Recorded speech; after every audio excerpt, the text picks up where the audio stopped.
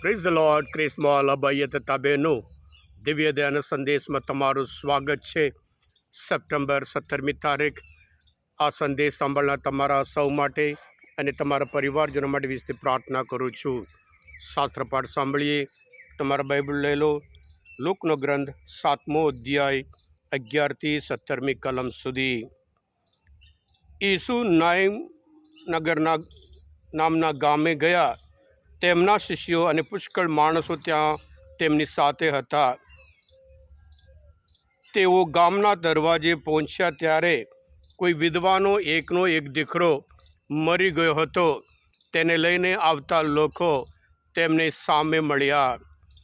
ગામના પુષ્કળ લોકો તે બાઈની સાથે હતા.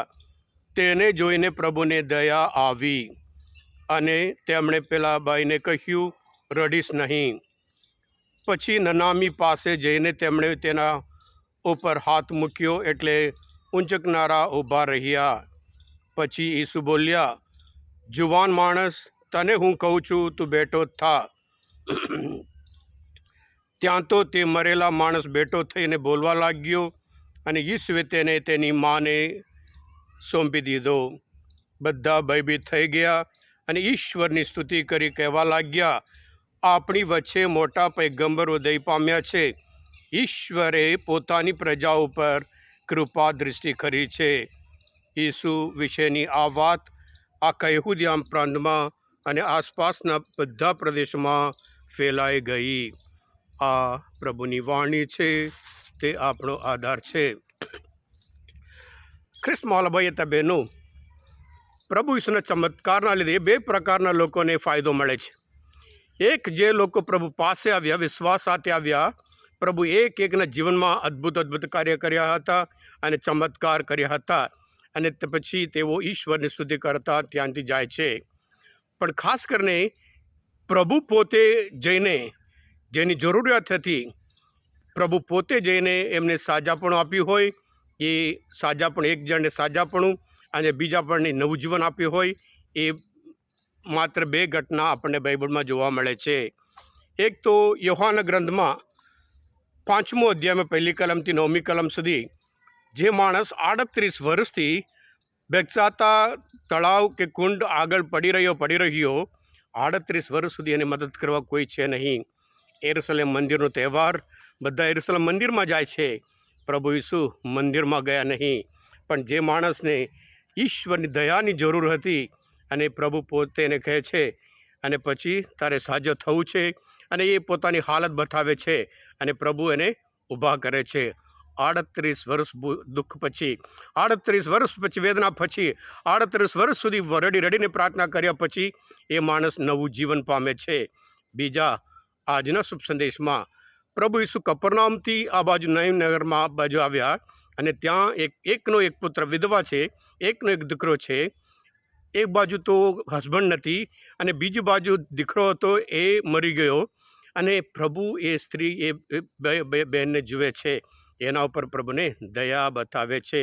પ્રભુ આશ્વાસન આપે છે, રડીશ નહીં. માત્ર શબ્દોમાં નહીં, પણ સાથે સાથે એક ચમત્કાર દ્વારા, જુવાન માણસ, હું તને કહું છું, તું બેઠો થા. મરી ગયેલો જે જુવાન, લાશ થયેલો જે જુવાન ફરી જીવતો થઈ જાય છે. હા ક્રિસ્મોલ ભાઈ બહેનો, ઈશ્વર આપણા બધા ઉપર દયા બતાવે છે. દેવની દયા આપણે બધા માટે જરૂર છે. જેવી રીતે આજનો શુભ સંદેશ દ્વારા અને પછી ઘણા બધાના જીવનમાં પ્રભુ અદ્ભુત કાર્ય કર્યા છે.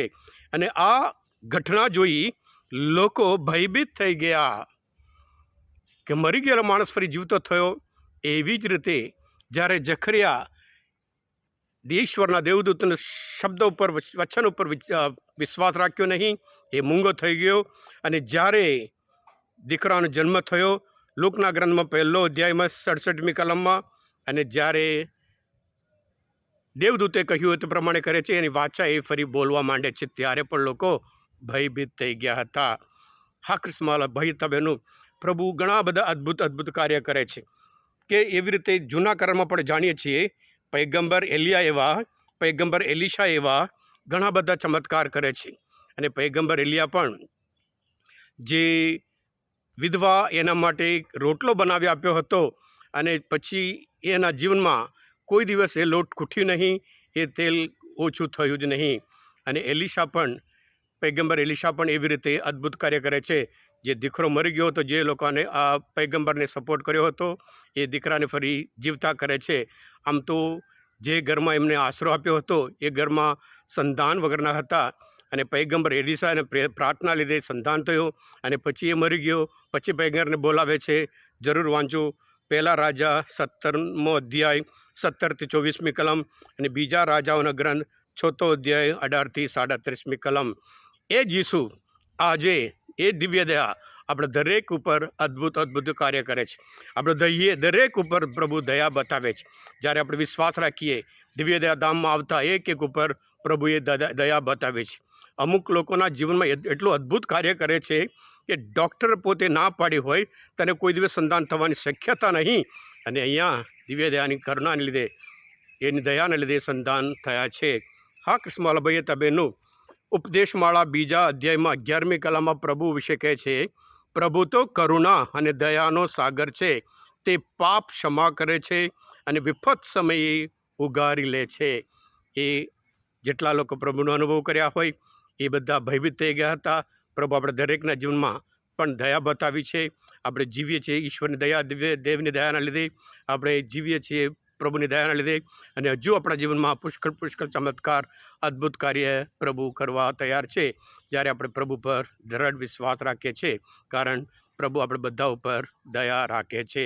હા કૃષ્ણવાલાભાઈ તબેનો આજના શુભ સંદેશ, દિવ્ય સંદેશ શુભ સંદેશ સમજવા માટે, પ્રભુ ઈશ્વરને ઓળખવા માટે મદદરૂપ થયા હોય, તમે પોતે સબસ્ક્રાઈબ કરજો, બીજા માટે પણ ફોરવર્ડ કરજો, કારણ તમે બધા આશીર્વાદિત છો, અભિષિક્ત છો. પ્રભુ ઈસુ, હું તમારા પર વિશ્વાસ રાખું છું. બોલો દિવ્ય દયાનો જય.